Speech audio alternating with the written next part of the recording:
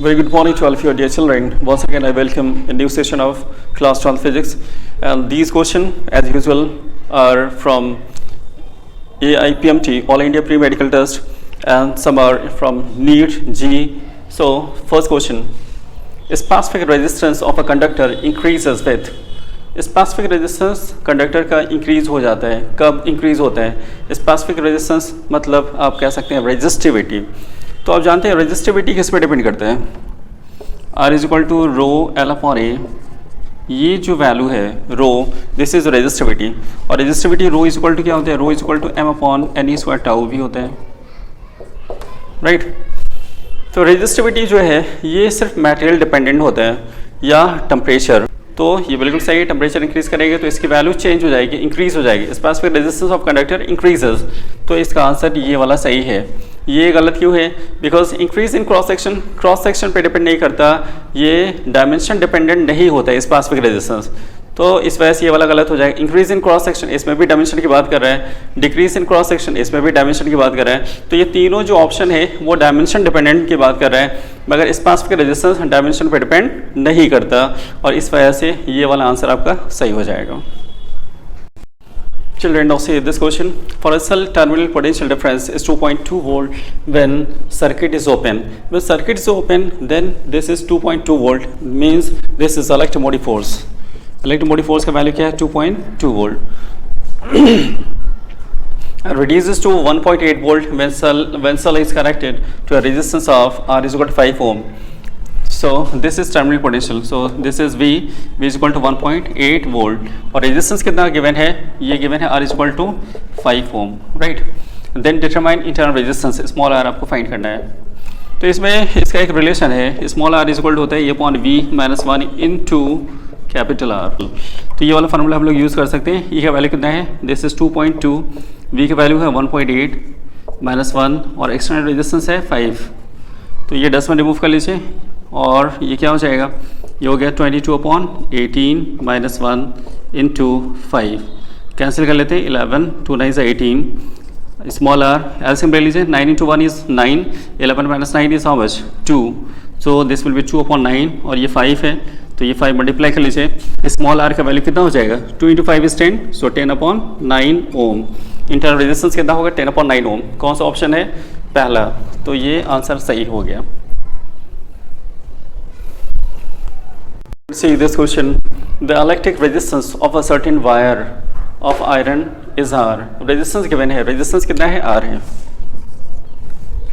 If its length and radius both are doubled, radius and length means उसका length क्या कर रहा है? डबल कर दे रहा है, और radius भी डबल कर दे रहा है।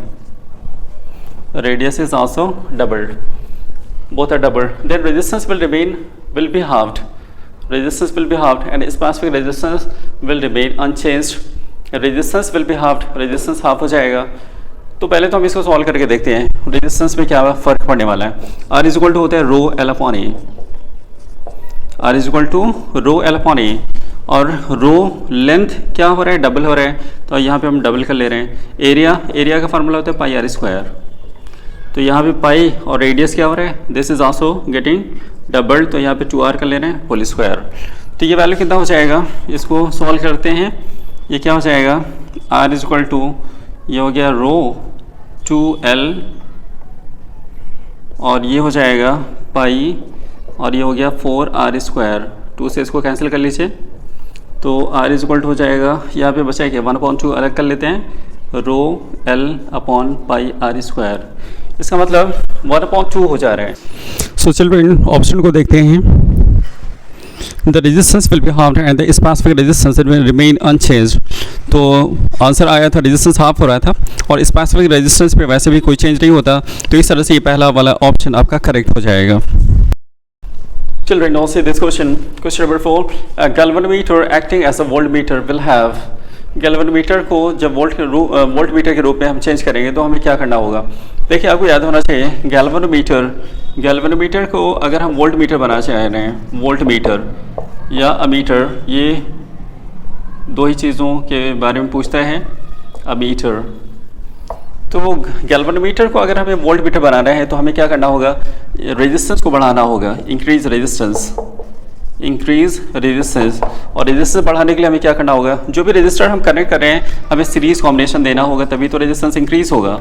सीरीज कॉम्बिनेशन हमें देना होगा तभी रेजिस्टेंस को हम बढ़ा सकते हैं। अमीटर बनाने के लिए हमें रेजिस्टेंस को क्या करना है, डिक्रीज करना है, डिक्रीज रेजिस्टेंस। और रेजिस्टेंस डिक्रीज करने के लिए हमें क्या करना होगा, जो भी रेजिस्टर हम कनेक्ट कर रहे हैं उसमें उसको हमें पैरेलल में कनेक्ट करना होगा, पैरेलल में, राइट। तो अब देखिए ये दोनों चीज़ों के लिए है। वोल्ट मीटर पूछे तब भी, अमीटर पूछे तब भी आप आंसर दे सकते हैं। अब यहाँ पे तो पूछ रहा था गैल्वेनोमीटर को वोल्ट मीटर के रूप में हम कन्वर्ट करना चाह रहे हैं, तो उसमें क्या करना होगा, a high resistance in series with its coil. तो ये बिल्कुल सही है, हमें हाई रेजिस्टेंस रेजिस्टर को कनेक्ट करना होगा सीरीज में, तभी तो रेजिस्टेंस उसका इंक्रीज होगा। तो इस वजह से ये पहला ऑप्शन सही है।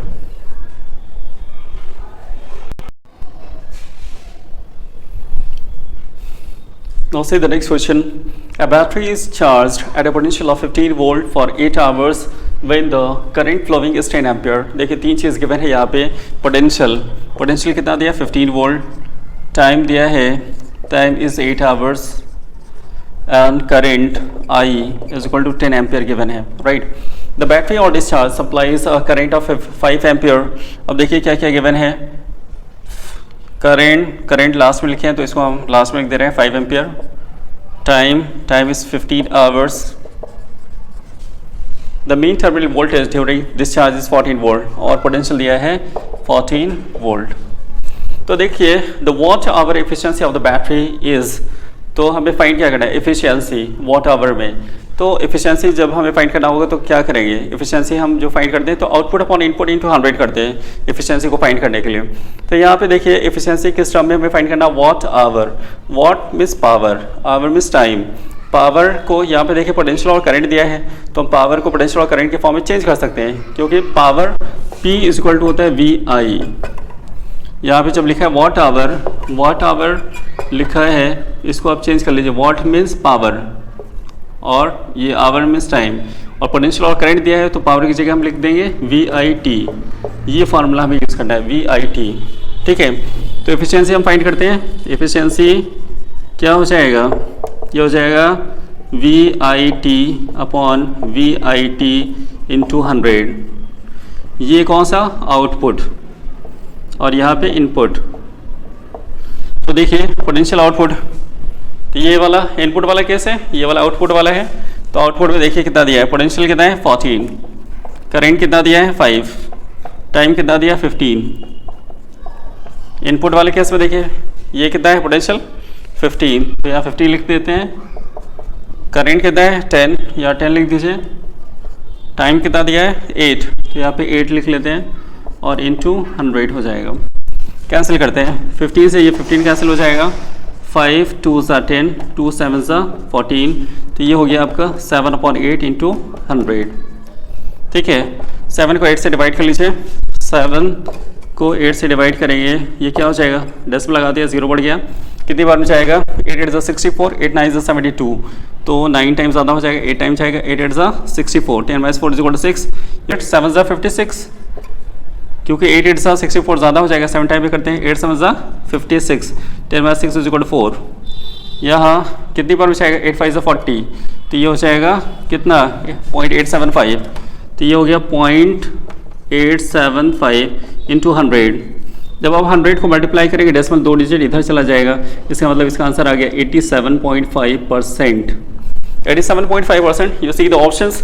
First option is 80, 90, 87.5 and 82.5%. So third option is correct one. This is 87.5%. Thank you so much.